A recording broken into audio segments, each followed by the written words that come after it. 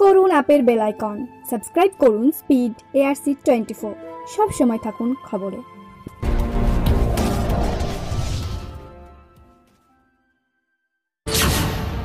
आप सबको धन्यवाद। हिंदी में शायद आपको भी जानकारी होंगे कि हिंदी में एक कहावत है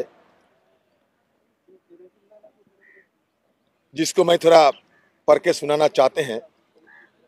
खिसियानी बिल्ली खंबा नोचे, यही हाल है वित्त मंत्री जी का। वो वित्त मंत्री नहीं, खीज मंत्री है। वो देश की अर्थव्यवस्था के लिए हानिकारक है। उन्होंने प्रधानमंत्री जी के साथ मिलकर इस देश को रसातल में पहुंचा दिया। इनका एक ही ध्येय है, हम दो और हमारे दो। देखिए, ये कांग्रेस पार्टी की कोई मनगढ़ंत तथ्य नहीं, ऑक्सफैम की तथ्य ये कहते हैं कि हाउ ये हिंदुस्तान की हालात और ये हालात को सामने रखते हुए हम हिंदुस्तान के अर्थ मंत्री जी को ये पूछना चाहते हैं कि how does she explain that the lockdown made India's billionaires 35% richer while 84% of households suffered income loss and 1.7 lakh people lost their jobs every hour in April 2020 alone. How does she explain that income increases for India's top 100 billionaires since March 2020, which was enough to give each of the 13.8 crore poorest people a check of over rupees 94,000 each? FM's misplaced priorities include tax concession for corporates in financial year 2019-20 that amounted to over 1.4 lakh crore. Instead of creating jobs, they used for money for cleaning up their balance sheets. आपको ये भी जानकारी होंगे loan right of के बारे में। In 2018-19, banks wrote off about 2.38 lakh crore of non-performing assets, which are mostly loans defaulted by corporate. But the FM will soon scorn at every given opportunity if the issue of waiving loans of farmer ever arises. ये मनरेगा की agriculture outlay, subsidy, education, एक के बाद एक आप देखते जाइए। How does she explain reducing the outlay for agri and allied budget from 1.54 lakh crore in previous budget to 1.48 lakh crore in this budget, a cut of 6%. It has been reduced from 5.1% to 4.3% of overall budget. What could be the possible explanation for slashing the Manrega fund in her budget? The allocation to Manrega has been cut from rupees 1.66 lakh crore this year to rupees 96,773 crore in 2021, a cut of around 42%. Petroleum subsidy, each and everybody of our country has been suffering financially because of the unprecedented hike in petroleum products. See, the petroleum subsidy, which goes to the subsidies LPG and kerosene, drastically cut by 68% from rupees 40915 crore to rupees 12995 crore. ये भी आप जानते हैं लगातार हिंदुस्तान के diesel, petrol और रसोई की गैस की दाम किस ढंग से बढ़ते जा रहे हैं, इजाफा हो रहे हैं, ये भी आप देख रहे हैं। तो इसे सरकार हमारे ऊपर ज्यादा गुस्सा हो जाते हैं। They are getting rattled when these pertinent issues are being raised by our party men, our party leaders. Instead of delivering the appropriate answer to our queries, questions, and etc., the government and in general and today the finance minister in particular has been hurling the derogatory remarks against our party leader Sri Rahul Gandhi ji. So this is the government which does not honor the leaders and workers of the opposition party by riding roughshod over the opposition questions concern. The government has been trampling each and every demand of our party and the common people in general across the nation. So that is why party thought it prudent to at least flag your attention that the economy of our country has been in a stasis. Unemployment sector has been registered a dismal scenario. Overall, across the country, we are witnessing an unprecedented downturn in each and every sector. So Rahul Gandhi made his speech. He didn't name anybody when he gave this slogan "हम तो हमारे तो." But in today's speech, the finance minister, she directly named the. See, immediately I stood up there and objected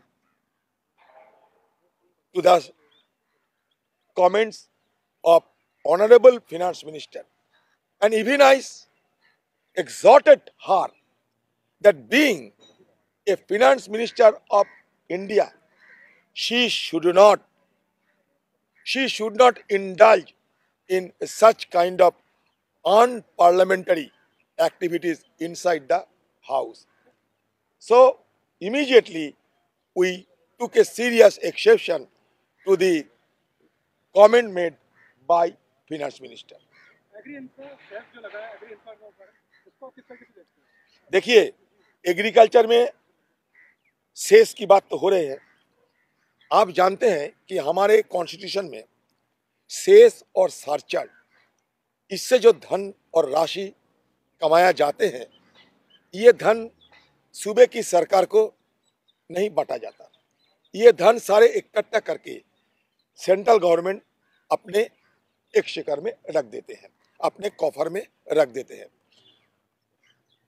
मुंह में तो ये बड़ी बड़ी बात करते हैं कि कोऑपरेटिव फेडरलिज्म, लेकिन फेडरलिज्म की सबसे बड़ा मुद्दा ये होते हैं कि इसमें बंटवारा हो, डिवोल्यूशन ऑफ टैक्स हो, डिस्ट्रीब्यूशन ऑफ टैक्स हो, एलोकेशन। लेकिन ये सरकार सूबों की सरकार को वंचित करते हुए अपना जेब भरना चाहते हैं। और एक बात, ये बड़ी चिंता की विषय है, ये सरकार अपना बजट में घाटा को, अपने बजट के घाटा को कॉम्पेंसेट करने के लिए ये क्या करती है, सेस और सरचार्ज की इजाफा करते जाती है। 40% सेस की इजाफा हुई है ये सरकार सत्ता पे आने के बाद। मतलब इनका रेवेन्यू कलेक्शन में काफी इनकी नॉन परफॉर्मेंस, इनकी कमियां ये स्पष्ट हो चुके हैं।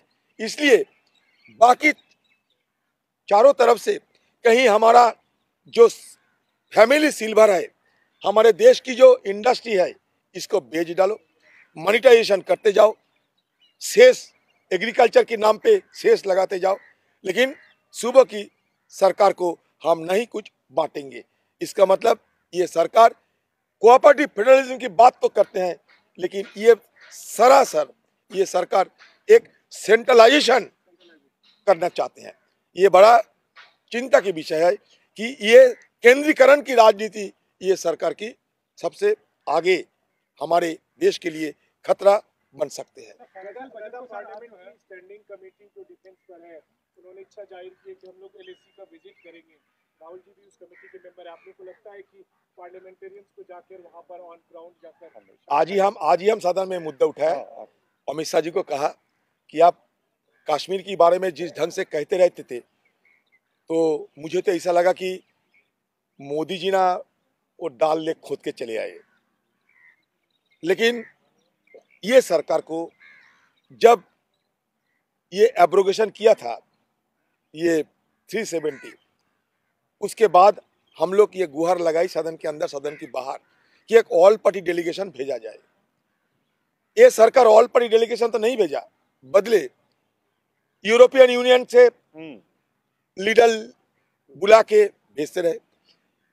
दिल्ली में जो एम्बेसडर रहते हैं बहुत सारे देशों की, ये एम्बेसडर को खातिर करके सारे खर्चा मुहैया अपने तरफ से मुहैया कराते हुए ये छुट्टियां और पिकनिक बनाते हुए कश्मीर भेज रहे हैं।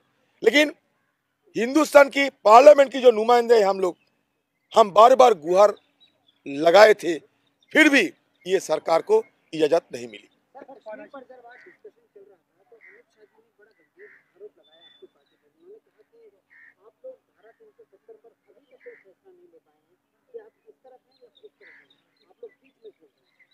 देखिए 370 धारा की जब चर्चा हुई थी सदन के अंदर, तब हमारे सारे वक्ताओं ने, एक नहीं कई वक्ताओं ने एक के बाद एक भाषण दे चुके हैं। अमित शाह जी फिर गुमराह कर रहे हैं। आज तो मुद्दा दूसरा था कि 370 हटा दिया, 35 हटा दिया। हमने पूछा था हटा तो दिया, लेकिन हुआ क्या? आपने उस समय सदन के अंदर जो वायदा किए थे, वो वायदा के बारे में कुछ तो कहो कि मैं हटाने के बाद कश्मीर घाटी में विकास हुई है, कश्मीर घाटी में बदलाव आए हैं, क्या हुआ? यही हम पूछ रहे थे। जवाब उनके पास नहीं है। फिर गुमराह करने के लिए, भटकाने के लिए उनका जो तरीका है वही तरीका अपनाया। हमारा बात तो रख दिया, लेकिन उन्होंने जो सपना दिखाए थे, मैं ये भी कहा कि आपने कहा था कि जम्मू कश्मीर की जो पंडितों है वो तो हिंदू है, वो तो कम से कम मुसलमान नहीं है। 2014 की चुनावी मैनिफेस्टो देखो, 2019 की चुनावी मैनिफेस्टो देखो, हर जगह उन्हें वादा किया था कि हमें सारी पंडितों को वापस भेजेंगे, भेजा गया। तो ये हम जब पूछते हैं जवाब नहीं उनके पास। हमें ये भी पूछा कि बताइए जम्मू कश्मीर में इन्वेस्टमेंट क्या हुई, जम्मू कश्मीर में नौकरी क्या हुई। आज अभी मैं बता के आया, सिर्फ 370 हटाने के बाद पहला 5 महीने में 90,000 लोगों को नौकरी गई, पहला 5 महीने में। उसके बाद छोड़ दो, आप सारे जम्मू कश्मीर घाटी को कैद खाना बना दिया। कितने सारे लोगों को आप जेल में आप बंदी किया, वो भी आप आज भी वो जेल में सड़ रहे हैं। मैंने ये पूछा कितने लोगों को आप पीएसए और यूएपीए लगाए। आप कहते हैं कि मैं तरक्की किया, शांति बहाल किया। तो अगर शांति अगर बहाल रहे तो लोगों को इतना जेल भेजने की क्या जरूरत है? जवाब नहीं है उनके पास। चलो चलो चलो, मैं ये जानते हैं आज क्या हुआ? मैं ये हमारे पार्टी के प्रेस कॉन्फ्रेंस के लिए मैं 2-4 मुद्दा नोट करके लाया था। मैं भूल गए थे, अपना बैग में छोड़ के चले आए थे। तो हमारा जो पीए साहब है, उनको मैं खबर दिया कि हमारे पर्ची लेके आओ। सदन चल रहे थे, वो पर्ची लेके आए और एक मार्शल के जरिए, हमारे स्टाफ के जरिए हमारी हवाले करे। तो अमित शाह जी कहने लगे वो बाहर से तुम कागज लेके यहाँ बोलते हो। मैंने कहा आपका तो खुफिया तंत्र है, पता कर लो। यही उनको खुफिया तंत्र को बताते हैं कि यही मेरा पास ये पत्र था। उन जैसे सरकारी दस्तावेज तो मेरे पास नहीं रहते, लेकिन ये जरूर रहते। हमारे पास तो पेपर रहना जरूरी है, क्योंकि ये सरकार की जो गलती है, वो गलती को पकड़ने के लिए, आम लोगों के सामने उजागर करने के लिए हमें भी कुछ डॉक्यूमेंट की जरूरत होती है, इसलिए कभी कभी इसका इस्तेमाल होते हैं। तो फिर अमित शाह जी का खुफिया तंत्र के कह दे, आपको जो मैंने सवाल पूछा था उसके साथ हमारा, आप जो पेपर की बात कहे थे उसका कोई ताल्लुकात नहीं है। ये पेपर है। सर एक मिनट नहीं एक मिनट, एक टोटली जब दादा ने सवाल किया था भाई नौकरियां, उन्होंने कहा था भी कोई नौकरी नहीं दी गई कश्मीरी पंडितों को। मैं ऑन रिकॉर्ड कहता हूं, दादा और मैं अब भी होम कमेटी में है, और जब 2009 और 14 तक होम कमेटी हम कश्मीर गए थे, उस टाइम जब यूपीए सरकार थी, तो हजारों पंडितों को नौकरियां और कश्मीर में फ्लैट दिए गए थे जहां वो रह रहे थे। सुरक्षा थी और नौकरियां उन्हें उस टाइम कश्मीरी पंडितों को दी गई हैं आज, लेकिन उन्होंने कहा कोई नौकरी नहीं।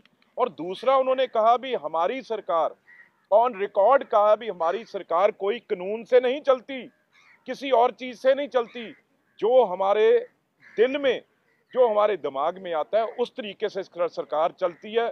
आखिरी 2 मिनट का उनका भाषण सुनने लिए, जिनमें उन्होंने कहा भी हमारी सरकार किसी कानून से नहीं चलती।